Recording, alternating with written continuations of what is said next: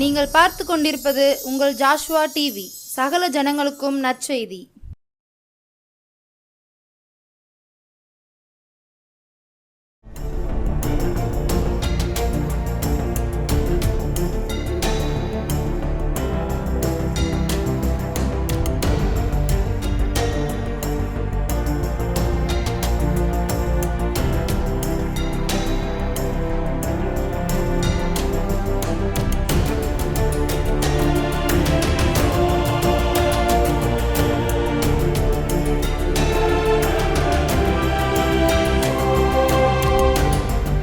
ஆண்டவராகிய இயேசுவின் நாமத்தினாலே இந்த நாளில் உங்களை சந்திப்பதில் நான் மிகுந்த சந்தோஷப்படுகிறேன்.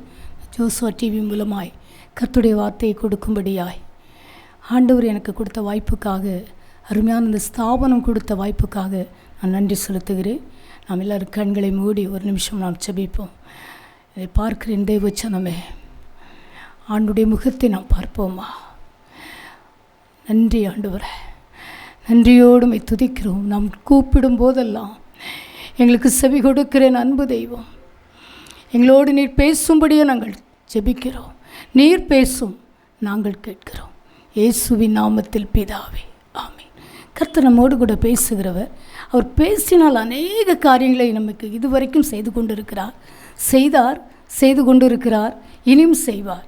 பார்த்திங்கன்னா ஆண்டவர் இந்த நாளில் நமக்கு இன்றைக்கு ஒரு விடுதலையின் நாள் என்று கர்த்தர் என்னோடு கூட பேசினார்.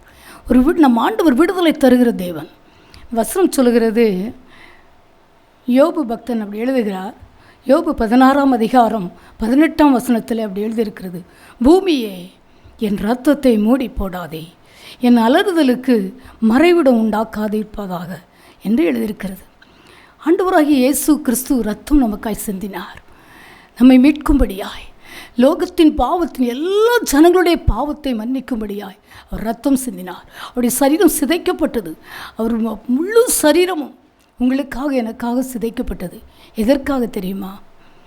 நானும் நீங்களும் விடுதலை அடையும்படியாய், பாவத்திலிருந்து சாபத்திலிருந்து விடுதலை அடையும்படியாய்.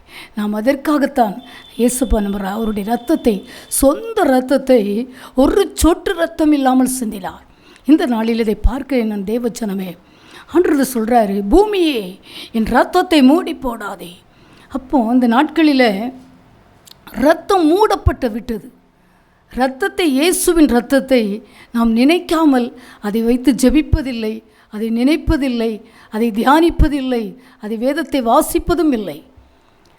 ஆண்டவர் இந்த நாளில் பூமியே நம்மை பார்த்து சொல்கிறார், பூமியே என் இரத்தத்தை மூடி போடாதே, என் அலறுதலுக்கு மறைவிடம் உண்டாகாது இருப்பதாக என்று எழுதியிருக்கிறது. ஆண்டவராய் இயேசுப்பா இந்த நாட்களில் உங்களை என்னை பார்த்து சொல்லுகிறார். யோவான் சுவிசேஷம் ஏன் இப்படி எழுதியிருக்கிறது என்றால், யோவான் சுவிசேஷம் 8ஆம் அதிகாரம் 36ஆம் வசனம் சொல்கிறது, ஆகையால் குமாரன் உங்களை விடுதலை ஆக்கினால் மெய்யாகவே விடுதலை ஆவீர்கள் என்று கர்த்தருடைய வார்த்தை சொல்கிறது. குமாரன் நம் ஆண்டவர் விடுதலை கொடுக்கும்படியாய் வந்தார். நம்மை பாவத்திலிருந்து, சாபத்திலிருந்து, அக்கிரமங்களிலிருந்து, எல்லா முற்பிதாக்களுடைய பாவங்கள், இன்னும் கூட பலவீனம், போராட்டம் எல்லாவற்றிலிருந்து விடுதலை கொடுக்கும்படி வந்தார். இந்த நாட்களில் நாம் ஆண்டவர் இந்த வசனத்தின்படி கல்வாரியை நோக்கி நாம் பார்க்க போகிறோம். பாருங்கள், இந்த வசனம் இப்படி, ஆகையால் குமாரன் உங்களை விடுதலை ஆக்கினால் மெய்யாகவே விடுதலை ஆவீர்கள். லூக்கா சுவிசேஷம் 22ஆம் அதிகாரம் 20ஆம் வசனம் அப்படி சொல்லுது, இது உங்களுக்காக சிந்தப்படுகிற என்னுடைய இரத்தமாகிய, என்னுடைய புதிய உடன்படிக்கை இரத்தம், என்னுடைய இரத்தம் என்று சொல்லுகிறார். அந்த இரத்தத்தினால் இன்றைக்கு இதை பார்த்து கொண்டிருக்கிற, இதை ஒருவேளை எனக்கு கூட விடுதலை கிடைக்குமா என்று நீங்கள் பார்த்து கொண்டிருக்கலாம். எனக்கு இந்த பிரச்சனையிலிருந்து விடுதலை கிடைக்குமா, இந்த போராட்டத்திலிருந்து விடுதலை கொடுக்கும் இந்த இயேசுவோடைய ரத்தம் செய்யுமா என்று நீங்கள் பார்த்து கொண்டிருக்கலாம். நீ ஒருவேளை புறஜாதியாராக இருக்கலாம், தெய்வ பிள்ளைகளாக இருக்கலாம். ஆண்டவர் இந்த நாளில் சொல்கிறார், குமாரன் அதற்காக தான் இந்த பூமிக்கு வந்தார். எனக்கு அன்பான செல்வங்களே, ஆண்டவர் இந்த நாளில் நான் காலையில் அப்படி அழுதேன். ஆமாம் ஆண்டவரே, ஒருவேளை அந்த ரத்தம் மட்டும் என்னையெல்லாம் சந்திக்கலைன்னு வச்சுக்கோங்களேன், இதுவரைக்கும் நான் 66 ஆண்டுகளாக என்னை நடத்தியிருக்கிறார். நான் பிறந்த நாளிலிருந்து நான் பல விதத்தில் கஷ்டப்பட்டவள். நான் பல பாதைகளை நான் பல பாதைகள் நெருக்கமான முள்களில் நடந்தது போல நான் நடந்து காவியானவர் ஆண்டவர் என்னை நடத்தினார். ஆனால் இந்த நாட்கள் நினைத்து பார்க்கிறேன், இந்த ரத்தம் அல்லவோ விடுதலை தந்தது. இன்றைக்கு ஆண்டவர் இன்றைக்கு உங்களை பார்த்து சொல்லுகிறார், நான் உங்களை விடுவிக்க வந்திருக்கிறேன் என்று. இயேசப்பா இந்த இல்லத்தில் பார்த்து கொண்டு இருக்கிறேன். ஒருவேளை நீங்கள் செல்ல பார்க்கலாம், உங்கள் டிவியில் வீட்டில் உட்கார்ந்து பார்க்கலாம். ஆண்டு சொல்கிறார், நான் உங்களை விடுவிக்க வந்திருக்கிறேன் என்று சொல்லுகிறார். வேதம் அப்படி சொல்கிறது. எனக்கு அன்பான பெற்றோரே, சங்கீதம் 146 அதிகாரத்தில் கர்த்தருடைய வார்த்தை சொல்லு. சங்கீதம் 146 7ஆம் வசனம் அப்படி எழுதியிருக்கிறது. எனக்கு அன்பான தேவஜனமே, நம்ம விடுவிக்க வந்த தெய்வம், அதை இன்றைக்கு கொஞ்ச நேரம் நம்ம தியானிக்க போகிறோம். ஏசப்பா உங்கள் ரத்தம் என்னை விடுவிக்கட்டும் அப்படி நீங்கள் ஜெபிங்க.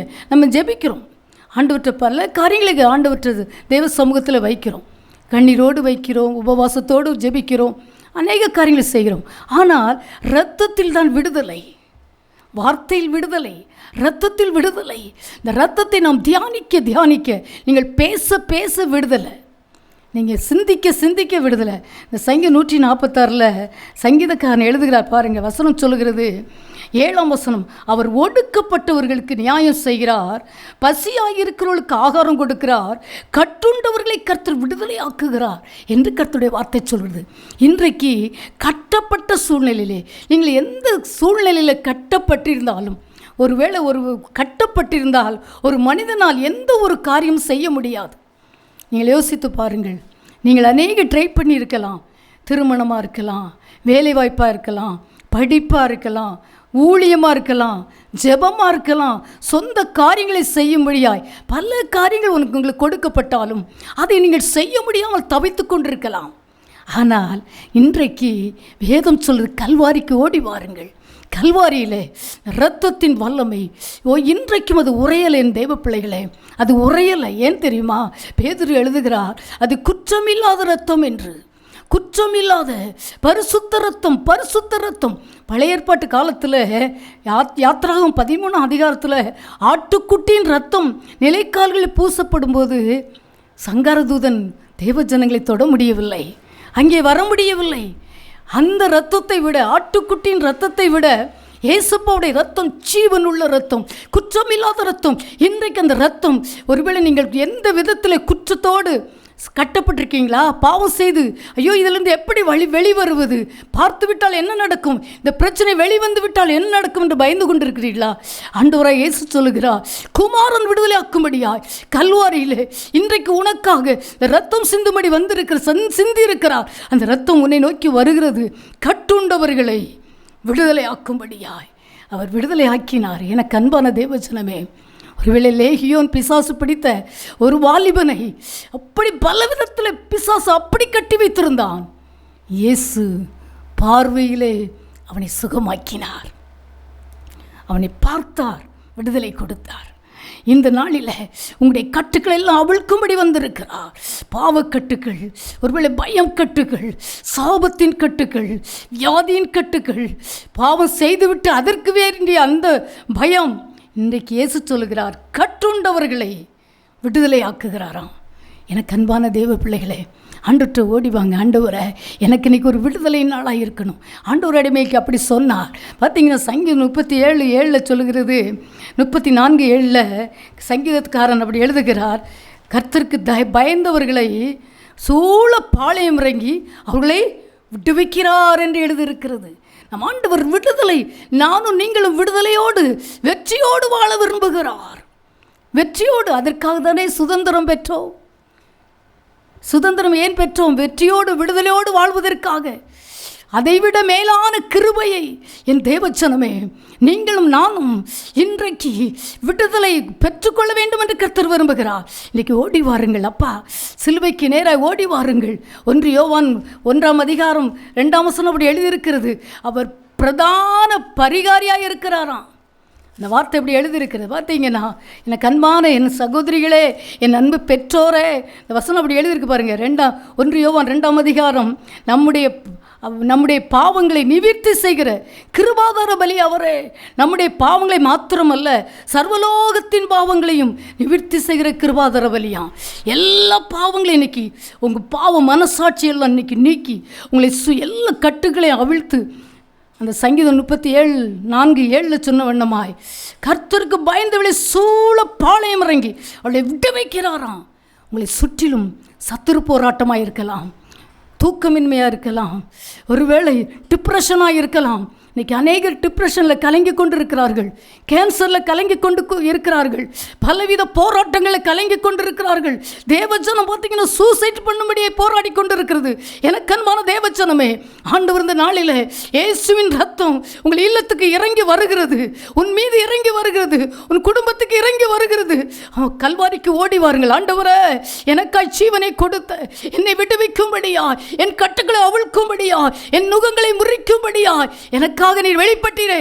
அந்த ரத்தம் என் மீது, என் பிள்ளைகள் மீது, என் குடும்பத்து மீது, என் தொழிற்சாலைகள் மீது விழட்டும் என்று நீங்கள் ஜெபியுங்கள்.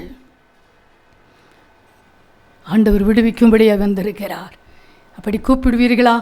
வசனம் சொல்லுகிறது, 8ஆம் வசனம் 146, சங்கீதம் 146 8ஆம் வசனம் சொல்கிறது, குருடரின் கண்களை அவர் கர்த்தர் திறக்கிறார், மடங்கடிக்கப்பட்டவர்களை கர்த்தர் தூக்கி விடுகிறார். இன்றைக்கு உங்களை விடுதலை செய்யும்படி வந்திருக்கிறார். எனக்கு அதைத்தான் சொன்னான், நான் என் ஜனங்களை நான் விடுவிக்க போகிறேன். ஒன்று விடுவித்தேன்ல அப்படின்னு சொன்னான். என்னை விடுவித்தார். நான் எப்பவும் அழுதுகிட்டே தான் இருப்பேன். பல பிரச்சனைகள், பல கண்ணீர்கள், பல மரணங்கள் எல்லாவற்றையும் கர்த்தர் மாற்றினார். தேவ பிள்ளைகளே, நீங்கள் கூட மரண பயத்தோடு இருக்கீங்களா? மரண போராட்டம் வந்து ஐயோ இதிலிருந்து எப்படி மீள்வது என்று அழுது கொண்டு இருக்கிறீர்களா? இயேசு உங்களை பார்த்து சொல்கிறார், நான் உன்னை தூக்கி விடுவேன் என்று கர்த்தர். மடங்கடிக்கப்பட்டவர்களை, மடங்கடிக்கப்படணும் என்ன தெரியுமா? எழும்ப விடாதபடி தட்டி விடுகிற காரியங்கள். அது மரணமாக இருக்கலாம், வியாதியாக இருக்கலாம், கடனாக இருக்கலாம், ஒருவேளை ஊழியமே சிலருக்கு நின்று போய் இருக்கலாம். ஆண்டவர் சொல்கிறார், நான் மடங்கடிக்கப்பட்டவர்களை கர்த்தர் தூக்கி விடுகிறாராம். மனுஷன் அல்ல. இது வரைக்கும் நீங்கள் நினச்சிருக்கலாம் அந்த மனுஷன் தூக்கி விடுவான். ஒரு நாள் மனுஷன் தூக்க முடியாது. எனக்கு அன்பான தெய்வ பிள்ளைகளே, இந்த நாளில் கர்த்தர் விடுதலையாக்குகிறாராம். கட்டுண்டவர்களை விடுதலையாக்குகிறார். அவருக்கு பயந்தவர்களை சூழ பாளையம் இறங்கி. நீங்கள் எத்தனை இரவில் நம்மளை சுற்றிலும் தேவதூதர்கள் இறங்கி நம்மளை பாதுகாத்துருக்காங்க. சொல்லி பாருங்கள், நினச்சி பாருங்கள். நம்ம கூப்பிட்ட போதெல்லாம் அவர் விடுவித்தாரே. இன்றைக்கி இயேசுவின் ரத்தம் உங்களை நோக்கி வருகிறது. கூப்பிடுவீர்களா? அப்படி ஜெபித்து பாருங்கள். ஏசப்பா, சிலுவையில் சிந்தப்பட்ட ரத்தம் அது இன்றைக்கும் உறையவில்லை, அது நதியாய் ஓடுகிறது. நாம் ஆண்டவரே என்னை மன்னியும் கூப்பிடும்போது அந்த ரத்தம் நம்மை மன்னிக்கிறதல்லவா, நம்மை குற்ற மனசாட்சி நீக்குகிறதல்லவா, நம்முடைய ஜெபம் கேட்கப்படுகிறதல்லவா, நாம் விடுதலை அடைந்திருக்கிறோமே. இன்னும் முற்றிலும் கழுவும்படியாய் ஆண்டவர்கிட்ட கேட்போமா? வசனம் சொல்லுகிறது, எனக்கு அன்பான பெற்றோரே, இதை பார்க்கிறேன் தேவஜனமே, குருடரின் கண்களை அவர் திறக்கிறார். ஒருவேளை உடைய ஆவிக்குரிய கண்களை திறப்பார். எல்லாம் மறைவாய்க்கிற மாம்சத்தின் கண்ணுங்கள் எல்லாம் கர்த்தர் மாற்றுவார். வேதம் அப்படி சொல்லுகிறது. அந்த 146 சங்கீதத்தில் 6ஆம் வசனம் சொல்கிறது, அவர் வானத்தையும் பூமியும் சமுத்திரத்தையும் அதில் உள்ள யாவையும் உண்டாக்கினவர், அவர் என்றைக்கு உண்மையை காக்கிறவர். ஏனென்றால் அவர் சொன்னால் செய்வார். தான் உண்மை.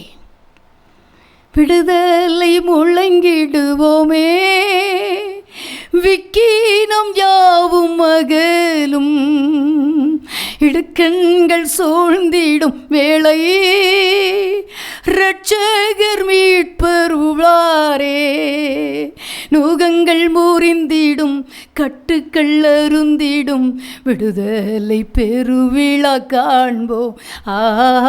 நுகங்கள் முறிந்திடும், கட்டுக்கள் அருந்திடும், விடுதலை பெருவிழா காண்போம்.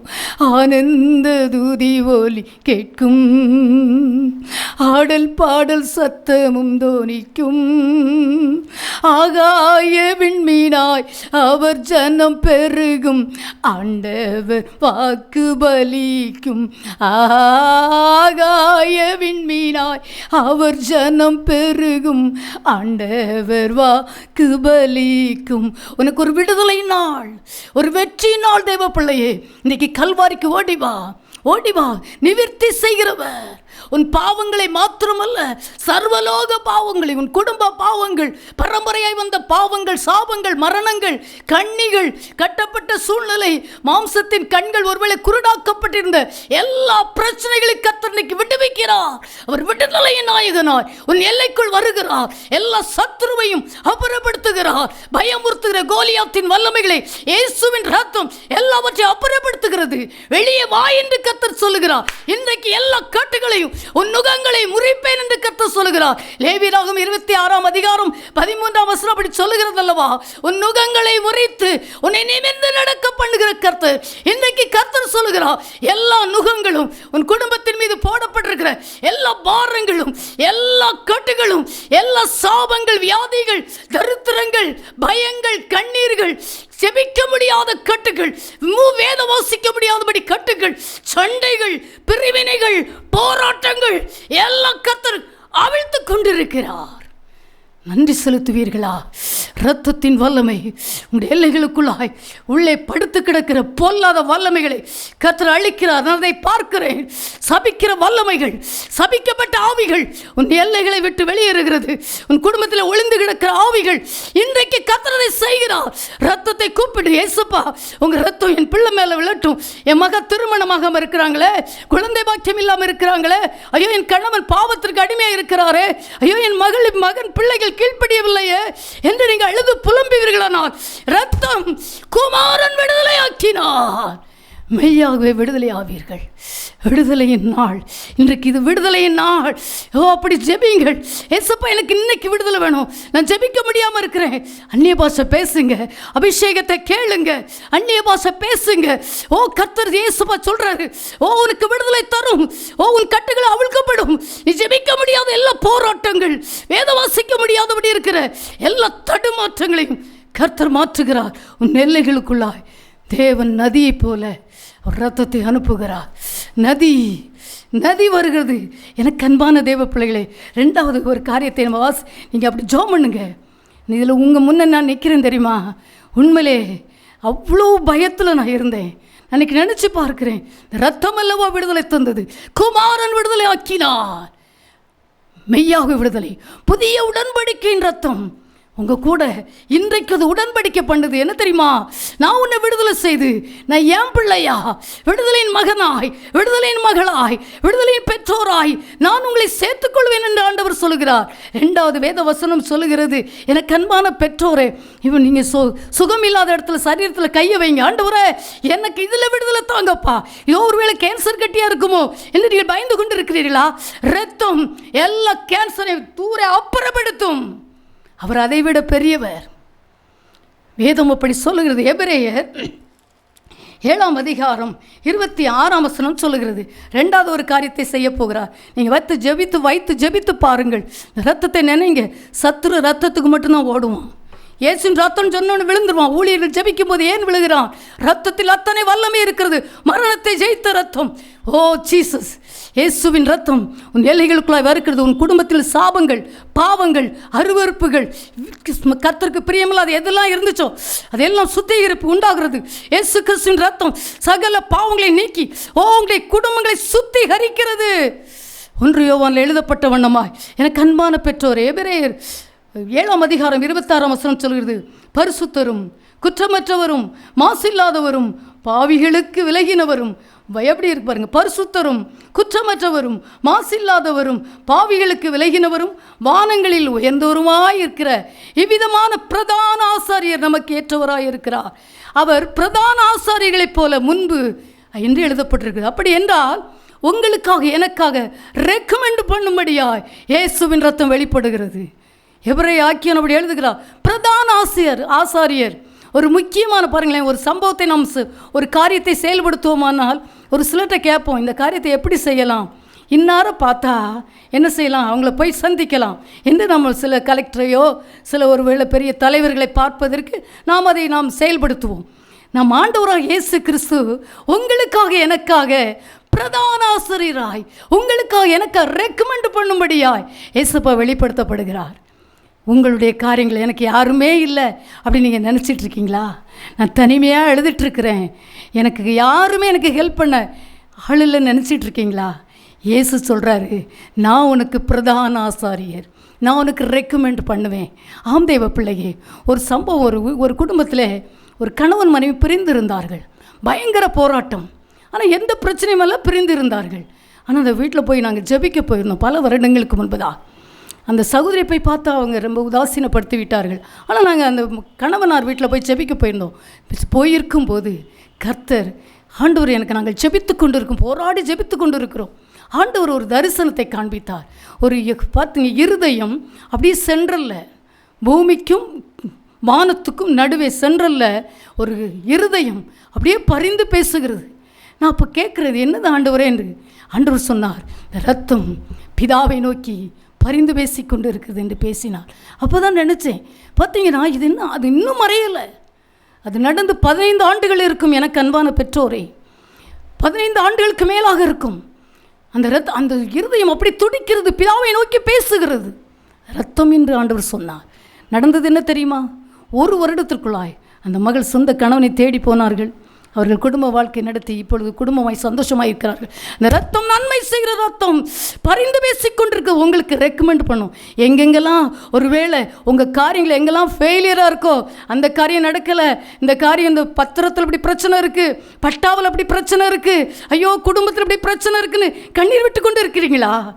இயேசு சொல்கிறார், நான் உங்களுக்காக ரெக்கமெண்ட் பண்ண போகிறார். உங்களுக்கு நீங்கள் ஆண்டவரை மட்டும் சார்ந்து அள்ளுங்க. இந்த வசனத்தை வச்சு ஜெபம் பண்ணுங்க. பாருங்க, இவ்விதமான பிரதான ஆசாரியர் நமக்கு ஏற்றவராக இருக்கிறாராம். கேட்பீர்களா? கூப்பிடுங்க, ஏசப்பா உங்கள் ரத்தம் எனக்கு ரெக்கமெண்ட் பண்ணும்.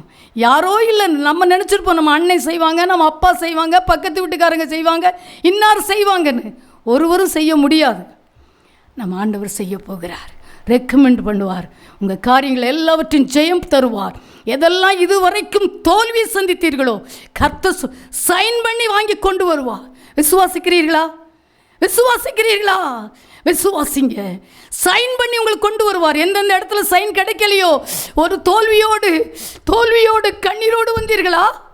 இயேசு பண்ணிக்கு சொல்கிறாரு, இதில் நான் உனக்கு ரெக்கமெண்ட் பண்ணி சைன் பண்ணி வாங்கி தருவேன் என்று கொண்டு வந்து தருவேன் என்று சொல்கிறார். இதை செய்திருக்கிறார், எங்களுக்கு செய்திருக்கிறார், உங்களுக்கு செய்வார். மகா பரிசுத்த ஸ்தலமதில் பேசிடும் நம் இயேசுவின் இரத்தமே. கேட்பீர்களா? மகா பரிசுத்த ஸ்தலமதில் பேசிடும் நம் இயேசுவின் இரத்தமே. மகா பிரதான ஆசாரியராய் நமக்கு முன் சென்ற பரிசுத்தரே, உனக்கு முன்பதாய், உங்களுக்கு முன்பதாய், உங்கள் ஊழியத்துக்கு முன்பதாய் எங்கெங்கெல்லாம் தடைகள் இருக்கிறதோ எல்லாவற்றையும் இயேசுவின் ரத்தம் இப்பொழுது எல்லாவற்றையும் உடைத்து, அது பிதாவின் பரிந்து பேசிக் கொண்டிருக்கிற இயேசுவின் ரத்தம் மகா பிரதான ஆசாரியராய் உனக்கு முன்பதாய், உன் பிள்ளைகளுக்கு, தேவ பிள்ளைகளே, இதை பார்க்கிற உங்களை தனிமையாய் இருக்கலாம், கண்ணீராய் இருக்கலாம், எல்லாவற்றிலும் நான் உனக்கு ரெக்கமெண்ட் பண்ணி அவர் செய்வேன் என்று கர்த்தர் சொல்லுகிறார். அவர் போய் சொல்ல மனுஷன் அல்ல, அவர் மனமாறும் அனுப்புத்திறன் அல்ல, அவர் சொல்லியும் செய்யாதிருக்க தேவன் அல்ல, அவர் சேனைகளின் இராணுவங்களின் தேவன். அவர் உனக்காக, உங்களுக்காக அவரால் செய்ய முடியாத ஒரு அதிசயம் ஒன்றுமே இல்லை, என்னால் செய்யக்கூடாத காரியம் உண்டா என்று நம்மை பார்த்து கேட்கிறார். விசுவாசியுங்கள். இப்பொழுது அவரை நோக்கி கூப்பிடுங்கள். ஏசப்பா உங்கள் ரத்தம் எந்தெந்த காரியத்தில் நன்மை செய்ய வேண்டுமோ எனக்கு நீங்கள் ரெக்கமெண்ட் பண்ணிருங்க, எனக்கு சைன் பண்ணி தாங்கப்பா. கேளுங்க, கேட்கிற எவனும் பெற்றுக்கொள்ளுகிறான். Thank you Holi spirit. உங்கள் ரத்தம் எல்லாம் இதை பார்க்கிற ஒவ்வொரு குடும்பத்திற்குள்ளா இயேசுவின் ரத்தம் பாயட்டும். இயேசுவின் நாமத்தினாலே ஜீவனுள்ள ரத்தம், ஜீசஸ் விடுதலை கொடுக்கிற ரத்தம்.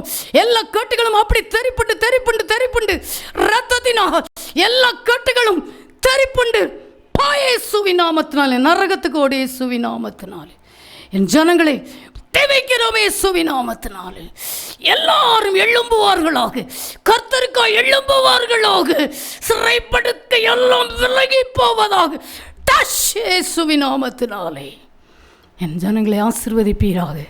திருமணங்களுக்கு ரெக்கமெண்ட் பண்ணி நீ நடத்துவீராக. என்னென்ன வேலைக்கு ஜீசஸ் என்னென்ன காரியத்திற்காக கண்ணீரோடு அழுது கொண்டு இருக்கிறார்களோ இப்பொழுதே உங்களுக்கு நாங்கள் ஒன்றும் செய்ய வேண்டியில்லைப்பா, நாங்கள் ஜெபிச்சா போதும். நீங்கள் ரெக்கமெண்ட் பண்ணி என் ஜனங்களை ஆசீர்வதியும். அவர்களுக்கு அப்படியே அவர்கள் ஃபைலை கொண்டு வந்து நிரப்பி கொடுப்பீராக. ஆசீர்வதி. இயேசுவின் நாமத்தில் ஜெபிக்கிறோம் நல்ல பிதாவே, ஆமென்.